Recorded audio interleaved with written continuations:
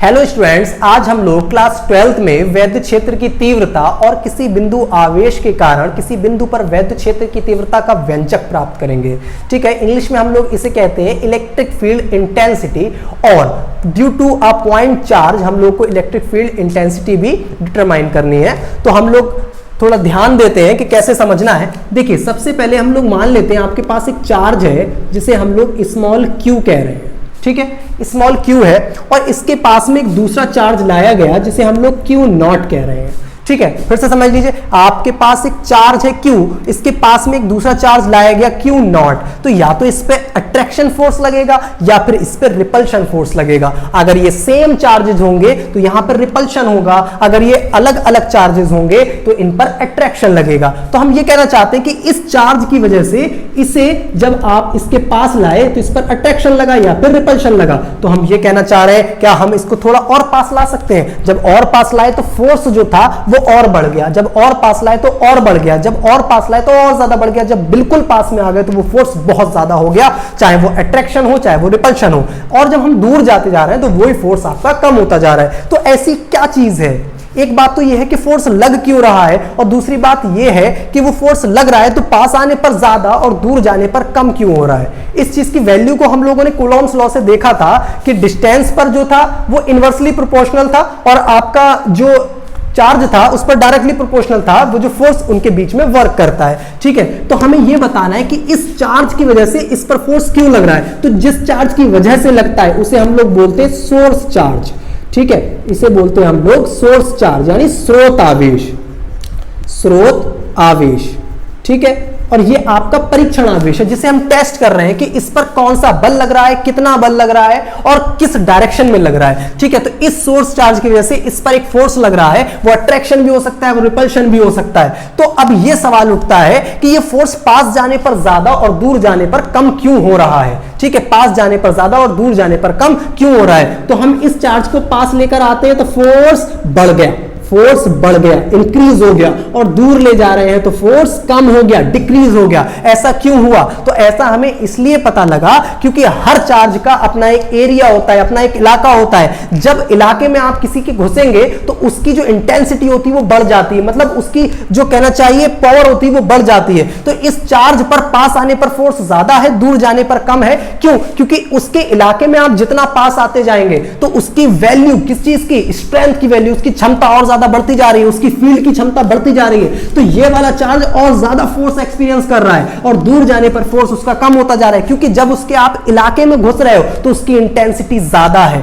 और जब इलाके से दूर जा रहे हो तो इंटेंसिटी कम हो रही है। तो ये इंटेंसिटी है क्या? इंटेंसिटी है क्या कि किसी वैद्युत क्षेत्र की तीव्रता का मतलब हो गया कि किसी आवेश को, किसी चार्ज को जब किसी दूसरे सोर्स आवेश की फील्ड में हम एंटर कराते हैं तो उसकी फील्ड में घुसते घुसते होता क्या है कि उसकी फील्ड बढ़ती चली जाती है, तीव्रता बढ़ती चली जाती है, इंटेंसिटी बढ़ती चली जाती है, और जिस वजह से क्या होता है, उसका फोर्स जो होता है बढ़ता चला जाता है। तो हम ये कहना चाह रहे हैं कि किसी चार्ज की अगर फील्ड में आप लोग एंटर करेंगे तो फोर्स लगेगा, और फोर्स लगेगा किस पर? टेस्टिंग चार्ज पर। इसका मतलब ये हो गया, इस वाले टेस्टिंग चार्ज को जब हमने इस सोर्स चार्ज में एंटर कराया, फील्ड में एंटर कराया, तो इस पर फोर्स बढ़ गया और दूर ले गए तो कम हो गया। तो यानी फोर्स अपॉन वो चार्ज जिस पर फोर्स एक्सपीरियंस हो रहा है, इन दोनों का रेशियो ही क्या कहलाता है? इलेक्ट्रिक फील्ड इंटेंसिटी कहलाती है। इलेक्ट्रिक फील्ड इंटेंसिटी का मतलब फिर समझ लीजिए कि किसी चार्ज पर उसकी फील्ड में, सोर्स चार्ज की फील्ड में किसी चार्ज पर कितना फोर्स लग रहा है। फिर से समझिए,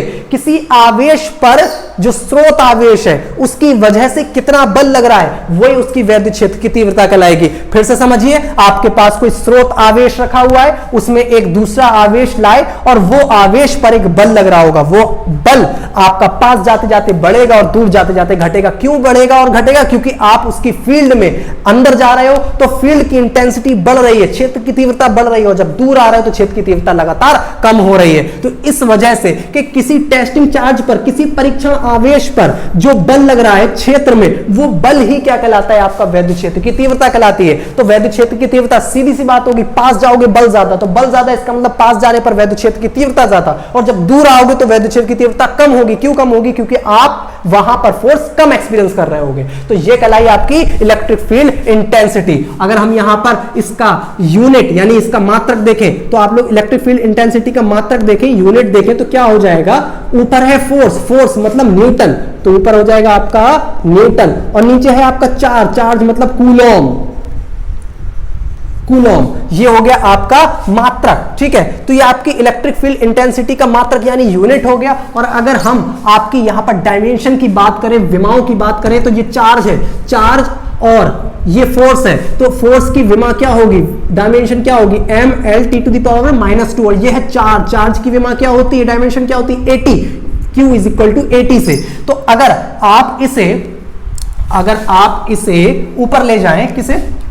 m ऐसा ही रहेगा, L ऐसा ही रहेगा, T को ऊपर ले जाइए तो T⁻², और ये -1 हो जाएगी ऊपर जाके, तो -3 हो जाएगी, और A की पावर भी -1 हो जाएगी। तो इसका मतलब हमें पता चला कि जो आपकी यूनिट होती है वो होती है न्यूटन पर कूलॉम, कूलॉम, और आपकी जो डायमेंशन होती है वो होती है mL(T⁻³ A⁻1). मैं उम्मीद करता हूं आप लोगों को ये बात समझ में आ गई होगी, ठीक है। तो ये आपकी थी इलेक्ट्रिक फील्ड इंटेंसिटी।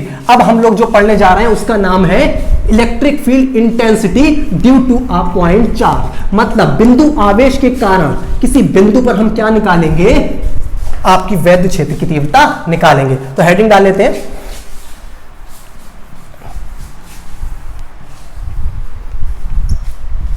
देखिए हेडिंग, बिंदु आवेश के कारण, बिंदु आवेश के कारण किसी बिंदु पर वैद्युत क्षेत्र की तीव्रता यानी due to a point charge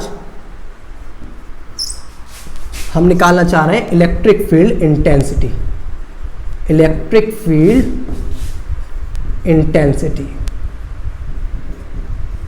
ठीक है। Due to a point charge we find electric field intensity, okay, ठीक है। समझिए जरा, आपके पास अब आपको एक्सप्रेशन निकालना है, व्यंजक निकालना है। मान लेते हैं आपके पास एक ये सोर्स चार्ज है, सोर्स चार्ज Q है, ठीक है। तो आप इसकी फील्ड में एक दूसरा टेस्टिंग चार्ज लेके आए Q0, ठीक है। अब आपको पता है, ये मान लेते हैं कितनी डिस्टेंस पे रखा है? स्मॉल r डिस्टेंस पर रखा हुआ है, स्मॉल r डिस्टेंस पर रखा हुआ है। तो इस सोर्स चार्ज की वजह से इस टेस्टिंग चार्ज पर एक फोर्स लग रहा होगा। वो फोर्स आपका रिपल्शन भी हो सकता है, अट्रैक्शन भी हो सकता है। तो स्मॉल r डिस्टेंस पर अगर आपके पास कोई दो चार्जेस रखे हुए हैं, तो ये सोर्स चार्ज है, ये टेस्टिंग चार्ज है, इस वाले चार्ज की वजह से इस पर एक फोर्स लग रहा होगा। अब आप लोगों के दिमाग में एक क्वेश्चन उठ रहा होगा कि इस वाले चार्ज की वजह से इस पर कोई फोर्स नहीं होगा, होगा, लेकिन ये वाले चार्ज की वैल्यू हम ज्यादा लेके चल रहे हैं इसकी कंपेयर में, ये वाली वैल्यू ज्यादा लेके चल रहे हैं। क्यों? क्योंकि हमें इस वाले चार्ज पर फोर्स एक्सपीरियंस करना है, ठीक है। अगर आप दोनों को बराबर ले लोगे तो दोनों के बीच में फोर्स लगेगा, तो दोनों ही खिसक जाएंगे, तो हमारे पास सोर्स आवेश कोई नहीं होगा, सोर्स चार्ज कोई नहीं होगा। तो अब हम क्या कर रहे हैं? इस वाले चार्ज पर फोर्स एक्सपीरियंस करते हैं। तो हम लोग मान लेते हैं कि आपके पास दो चार्जेस है Q और Q0, जो कि स्मॉल r डिस्टेंस पर रखे हुए हैं। हमें इलेक्ट्रिक फील्ड इंटेंसिटी निकालनी है स्मॉल r डिस्टेंस पर। इसका मतलब क्या हुआ? स्मॉल Q चार्ज की वजह से स्मॉल r डिस्टेंस पर हमें इलेक्ट्रिक फील्ड इंटेंसिटी निकालनी है। और इलेक्ट्रिक फील्ड इंटेंसिटी क्या होती है? कि किसी चार्ज की वह वैल्यू जो कि फोर्स की होती है, जो फोर्स की वैल्यू होती है वही इंटेंसिटी होती है इलेक्ट्रिक फील्ड की। मतलब किसी सोर्स चार्ज की वजह से यहां पर फोर्स कितना है, वही आपकी इलेक्ट्रिक फील्ड इंटेंसिटी होगी। तो इस चार्ज की वजह से यहां पे हमें एक्चुअली फोर्स निकालना है कि कितना ज्यादा लग रहा होगा, कितना कम लग रहा होगा। तो उसके लिए हमने यहां पर एक चार्ज रखा हुआ है। तो इस चार्ज पर जो फोर्स लग रहा होगा E = F/Q0, वही आपकी इलेक्ट्रिक फील्ड इंटेंसिटी होगी। यानी हम कहना ये चाह रहे हैं कि electric field intensity E = F/Q0 होती है, ठीक है। हम यही तो कहना चाह रहे हैं। तो यहां पे हम फोर्स डिटरमाइन करना चाहते हैं, हम यहां फोर्स निकालना चाहते हैं कि इस चार्ज की वजह से कितना होगा। तो वो फोर्स की वैल्यू देखिए, according to Coulomb's law, force between those charges कौन कौन से हैं, Q and Q naught. Okay, इन दोनों चार्जेस के बीच में फोर्स कितना हो जाएगा, F is equal to 1/4 pi epsilon naught, 1/4 pi epsilon naught, both charges multiplication Q into Q naught upon distance between them R square.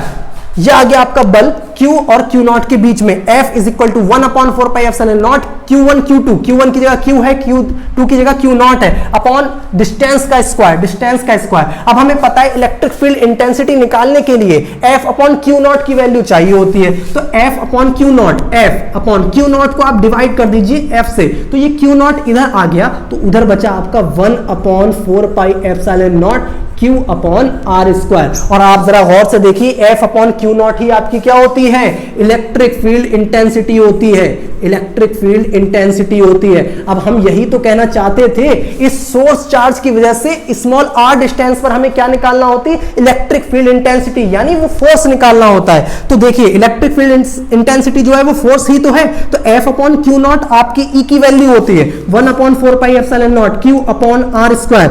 यही क्या आ गया आपका, स्मॉल r डिस्टेंस पर Q चार्ज के वजह से electric field intensity, electric field intensity due to a point charge Q, इसकी वजह से स्मॉल r डिस्टेंस पर निकालना है। तो हमने Q नॉट तो सिर्फ एक टेस्टिंग चार्ज लिया ताकि इस पे एक फोर्स लग रहा होगा, कितना फोर्स लग रहा होगा इस चार्ज पर, वो इलेक्ट्रिक फील्ड इंटेंसिटी है। तो ये वाली value F upon Q naught is equal to 1/4 pi epsilon naught Q upon R square, और F अपॉन Q नॉट को ही हम लोग इलेक्ट्रिक फील्ड इंटेंसिटी कहते हैं, यानी टेस्टिंग चार्ज पर जो फोर्स लग रहा होता है वही आपकी इलेक्ट्रिक फील्ड इंटेंसिटी कहलाती है। तो 1/4 pi epsilon naught Q upon R square, तो ये क्या हुआ, पॉइंट चार्ज की वजह से स्मॉल r डिस्टेंस पर इलेक्ट्रिक फील्ड इंटेंसिटी, यही आपकी हेडिंग पड़ी हुई थी।